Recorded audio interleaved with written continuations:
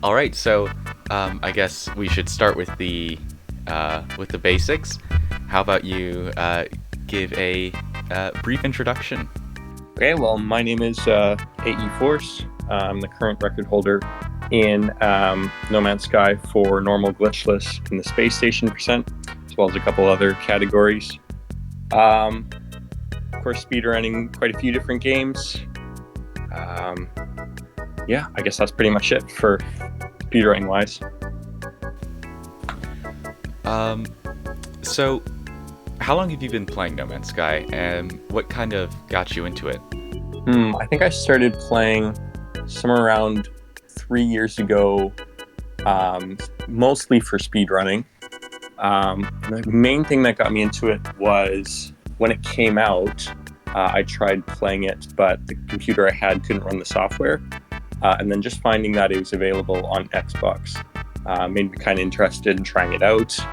And then, I found, a game that could have like a ton of luck. And even still with that kind of competitive ability, I thought that would be interesting to try out, since even though I didn't have the best loading times compared to anyone else, I could wait through the opening cutscene kind of more than the majority of other players. So, about like speedrunning in general for you, what kind of got you started in that? That was quite a while ago. This question was revised after the fact. AEForce wanted to give a different answer, so this is it. Right, okay. So a lot of the games I played before starting speedrunning were things like Tetris and racing games on the Xbox 360. The problem was, if you were playing alone, they got pretty boring pretty fast. I ended up finding a site called cyberscore.uk with a bunch of high scores and best times, which I thought were all fun to try and beat. I got a couple of Tetris records, but the Forza Motorsport 2 leaderboards were a bit more competitive. Anyways, after I moved to different games like No Man's Sky, I found they weren't on the site and I had to get a speedrun.com account. So, you actually are probably the best No Man's Sky speedrunner in the world. And you're really dedicated to running this game, despite the fact that it's got a very small community, at least on the speedrunning front. Yeah, so why is that? I guess it'd be kind of narcissistic to say this, but I really kind of want to be at the top of any leaderboard. I tried running like larger games, like I even have an SMW run, and it's like 600th place, and I never really felt like seeing something that low kept me in a game really. There are quite a few other communities that I kind of follow, where I feel like it's just nice to see your name at the top, which is kind of what I really want to see when speedrunning. Of course, that does end up with other players aren't able to compete in that sense. But just that sense to me is what I kind of really want to focus on. That was kind of the whole butt of the video that I just made. Yeah. So, you've been speedrunning No Man's Sky for about 2 years now, I take it. Yeah, my account doesn't have all of the runs on it. I think there was a couple more runs that aren't submitted anymore. Like there was a 10-minute time and a 7-minute time, but those were all deleted now, and I never really bothered to reinstate them. In that time, I guess, has speedrunning changed at all, given all the new content that's been added to the game? Oh, definitely with some of the content that's added. I would say changed more in a sense. Because No Man's Sky is weird in that a lot of the glitches they patch aren't actually like game altering. Because, there was the anomaly glitch, and that was like the holy grail for any percent speedrunning. And then they just took it out. And I still find glitches like I can get soft locked in the anomaly constantly, and they've never patched it out, which I always find so annoying. And so the biggest problem I would say with speedrunning, like the game in general, is just finding ways to do the same things that you did before in the same amount of time, even though they took out that super helpful glitch that save like 20 minutes somewhere.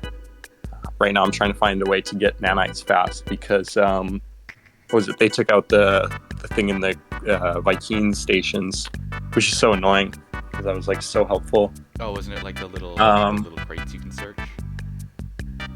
No, in what was it? I don't know what they're called, but like the same thing you get the seal in from the Hollow Archive. They had those in the Viking stations. Yeah. They would always give you like 100 nanites every single time. But now they're gone, and I'm trying to find a new strategy for those, which is quite annoying. Cool. So for the next question, what do you see as the most important strategy in speedrunning No Man's Sky? I'd have to say, like, honestly, patience, really. Especially for the shorter categories. It's all luck, really. And so just trying to find, like, even if you were doing, say, creative any percent, you have to reload tons and tons and tons just to get one space station spawn that's really close, or, one archive spawn in normal glitchless. Even though you can perfect, like, movement and how fast you can, like, move your mouse and whatnot, just waiting through all of those different loads would probably get you like the record any day. Yeah, so because I guess in both of your most recent records for glitchless normal, they've all been around trading posts or archives, no? Yeah. Honestly, the I think it was a 437 that you found. I wasn't even going for that intentionally. I had a different run in mind, and then the the trading post was right there, and I'm like, well, I have to go for it now. Yeah, I ended up being insanely lucky. I think in an early run I did. There was an archive right next to spawn, but I didn't. It didn't click in my head that I could just go there and buy a ship. Yeah, I've had runs like that. For the next question, if you could add one category to the speedrun page, what would it be? And why, I guess? Been quite a few that I thought would be fun to run. I think there was a good one I thought of, which was kind of like an extended portion of the tutorial. It would kind of be along the lines of like get to the anomaly, but it never really made sense in older categories because the any percent world record had the glitch where they could get to the anomaly instantly, and you can still go back to past versions where that wouldn't work too well. But for a glitchless sense, I found that like a nice 30-minute category never really existed for the No Man's Sky board at all. It's all either below 7-ish minutes or above an hour. And so kind of having that like midpoint I thought would be a nice addition, kind of in general.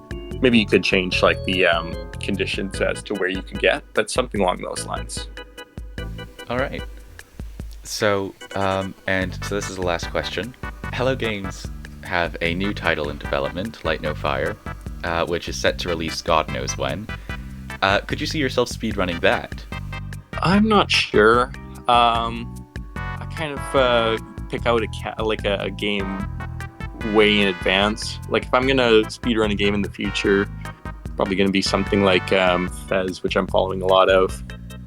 I wouldn't think so. I'd say I mostly follow a game for speedrunning conditions, just based off like how the game is set up in general. So I guess I'd have to see how the game plays. So yeah, I'm not sure, but probably not, I would say. All right, cool. Well, thank you so much for coming on. Yeah. It was great to have you. And best of luck. Yes, thanks for this. Well, I thank you. Best of luck with your future endeavors in speedrunning and otherwise. I hope you have luck with the videos and whatnot. Thank you so much. I want to see the community grows as well, so good luck with that. Cheers. All right, have a good one. Bye. You too.